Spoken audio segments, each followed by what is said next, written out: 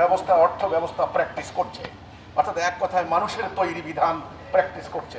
যেই কারণে আজ আমাদের রাজনৈতিক অঙ্গনে হানাহানি, অর্থনৈতিক অঙ্গনে অবিচার, বিচারিক অঙ্গনে অবিচার চলছে। আমাদের প্রস্তাব হচ্ছে এই মানুষের তৈরি, গায়রুল্লাহর তৈরি এই ব্যবস্থাকে বাদ দিয়ে আল্লাহর দেওয়া ব্যবস্থা প্রতিষ্ঠা করতে হবে। আমরা দুটি কারণে এই ব্যবস্থাকে প্রত্যাখ্যান করতে হবে, আল্লাহর দেওয়া জীবন ব্যবস্থা মানতে হবে। প্রথম কারণ, আমরা আল্লাহর প্রতি ঈমান এনেছি, যে ঈমানের কথা ছিল লা ইলাহা ইল্লাল্লাহ মুহাম্মাদুর রাসূলুল্লাহ, অর্থাৎ আমরা আল্লাহর হুকুম বিধান ছাড়া কারো হুকুম বিধান মানি না। তার অর্থ আমরা আল্লাহর বিধান ছাড়া কারো বিধান মানতে পারি না।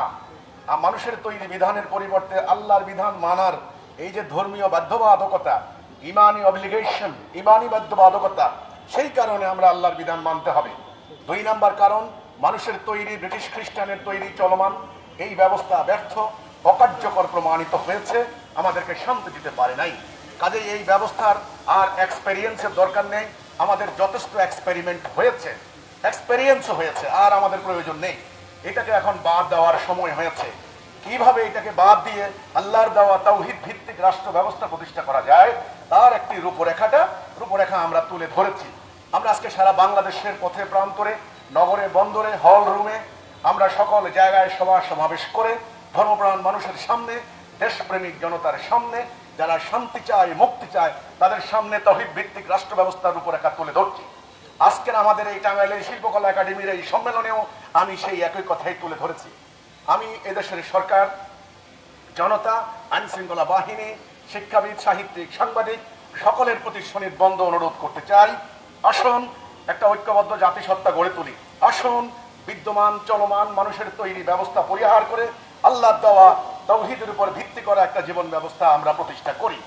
ইনশাআল্লাহ আমরা আশা করি এই দেশের মানুষ আর অপরাজনীতির খপ্পরে পড়বে না, এদেশের মানুষ আর ধান্দাবাজের রাজনীতির খপ্পরে পড়বে না, সুদ ভিত্তিক অর্থনীতি থাকবে না, কোর্ট কাছারিতে আল্লাহ দেওয়া বিচার হলে মানুষ শান্তি পাবে।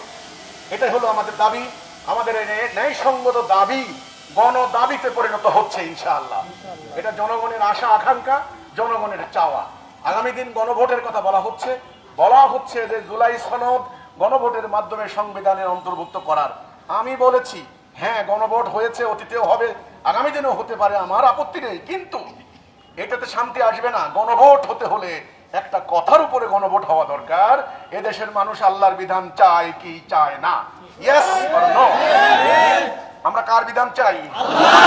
আল্লাহর বিধান চাই। কাজেই গণভোট যদি হতে হয়, এটা আমার প্রস্তাব, আগামী দিন এরকম একটা গণভোট হওয়া দরকার যে আল্লাহর বিধান চাও কি চাও না, ইয়েস অর নো, হ্যাঁ অথবা না। এইটা তখন এই দেশের মানুষের সত্যিকারের আশা আকাঙ্ক্ষার প্রতিফলন হবে ইনশাআল্লাহ। তো এটা আমাদের আশা আকাঙ্ক্ষা। আশা করি আপনারা এই এলাকার মানুষ যারা আছেন, এই টাঙ্গাইলের ঐতিহ্যবাহী টাঙ্গাইল জমিদার পন্নী পরিবারের উত্তরসূরি ইমামুজ্জামান জনাব মোহাম্মদ বাইজিদ খান পন্নী, তিনি এই আন্দোলন প্রতিষ্ঠা করেছেন। করটিয়া জমিদার বাড়ির কথা আপনারা জানেন, 95 সালে এই আন্দোলন ওখানে প্রতিষ্ঠা হয়েছিল। কিন্তু দুর্ভাগ্যবশত এই পর্যন্ত এই টাঙ্গাইলে ওনার বিরুদ্ধে প্রচুর অপপ্রচার করা হয়েছে। আজকে সময় হয়েছে সেই অপপ্রচারের কালো পর্দা আপনার দূরে সরে যাওয়া হয়েছে, সাধারণ মানুষের সামনে সত্য উন্মোচিত করার। আপনারা যেখানে যাবেন এই সত্য বাণী মানুষের মাঝে পৌঁছাইয়া দেবেন, এই দায়িত্ব আপনাদের উপর আল্লাহর পক্ষ থেকে দেওয়া দায়িত্ব, আপনারা সেটা পালন করবেন ইনশাআল্লাহ। আচ্ছা, আমাদের একটা প্রশ্ন ছিল, সেটা হলো আমরা দেখতে পাচ্ছি বাংলাদেশের প্রেক্ষাপটে দুইটি বড় রাজনৈতিক দল, একটা হলো বিএনপি আর একটি আওয়ামী লীগ, এবং তাদের দুই দলের যিনি এক কথায় নীতি নির্ধারক আছেন, চেয়ারপারসন বলি বা সভাপতি বলি, দুইজনই কিন্তু আসলে একজন ইন্ডিয়াতে বসে আছেন এবং আরেকজন অদৃশ্য শক্তি বলে কিন্তু লন্ডন থেকে আসতে পারছেন না। ওকে ওকে, আসলে আমরা 2007 সালে যদি একটু তাকাই, সেখানে আমরা দেখতে পাই তত্ত্বাবধায়ক সরকারের যে আসলে -2 ব্যাপারটা, সেটাই আসলে প্রতিফলন ঘটছে। এমন কিন্তু বিভিন্ন মহলে দেখেন, এত বড় প্রশ্নের উত্তর আমি দিতে পারবো না। আপনি বলেন -2 ফর্মুলা, একজন বসে আছেন লন্ডন, হ্যাঁ বলেন আপনি কি বলতে চাচ্ছেন, বলেন। আপনি আসলে এই ব্যাপারটি কিভাবে দেখছেন? না, আমি কিছু ভাবে দেখি না ভাই, আমার সোজা কথা একটা। আপনি বললেন বাংলাদেশের আগে যারা 16 বছর রাজনীতি করেছেন, তাদের প্রধান নেতা এখন ইন্ডিয়া বসে আছেন, এখন আগামীতে যারা ক্ষমতা যাওয়ার জন্য আশা আকাঙ্ক্ষা করছেন, তাদের প্রধান বা ভাইস চেয়ারম্যান তিনি এখন লন্ডনে আছেন, সঙ্গত কারণে বা যে কোনো কারণে হোক।